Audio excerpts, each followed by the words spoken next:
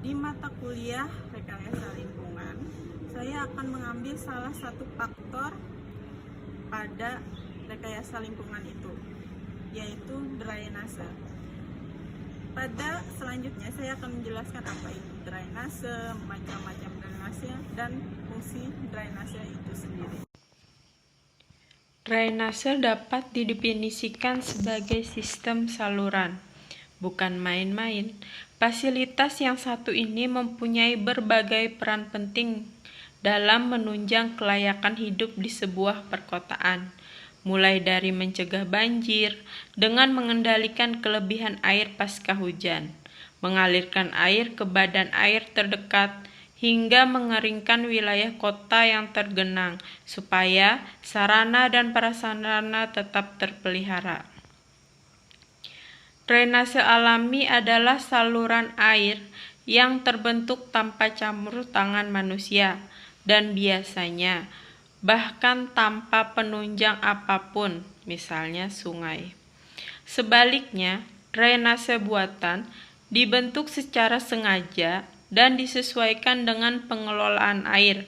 Contohnya antara lain talang, kanal, selokan, dan gorong-gorong. Berdasarkan letak saluran, drainase terbagi menjadi drainase permukaan. Drainase permukaan tanah terletak di atas permukaan tanah dan dapat dilihat secara langsung. Fungsi drainase jenis ini yaitu mengalirkan air permukaan sehingga tidak tercipta genangan pada tanah. Sedangkan drainase bawah tanah yang umumnya membutuhkan pipa-pipa sebagai media penyalur air. Sedangkan berdasarkan fungsinya, drainase terbagi menjadi drainase satu fungsi yang berguna hanya untuk mengalirkan satu jenis air, buangan saja, misalnya air limbah rumah tangga atau air limbah industri.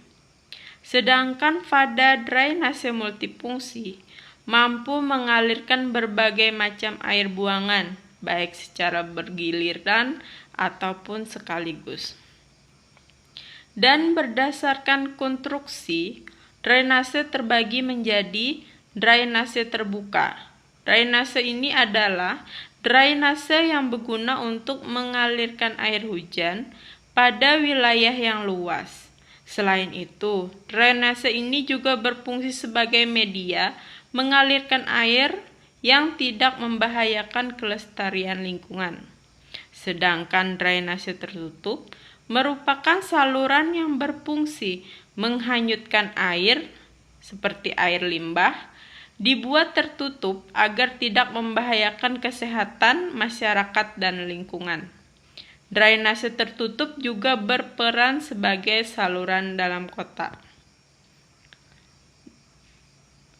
Sedangkan yang berdasarkan wilayah, drainase terbagi menjadi 3. Yang pertama, drainase jalan raya. Kedua, drainase bandara. Yang ketiga, drainase lapangan. Setelah ini akan saya tampilkan beberapa visual contoh dari drainase itu sendiri.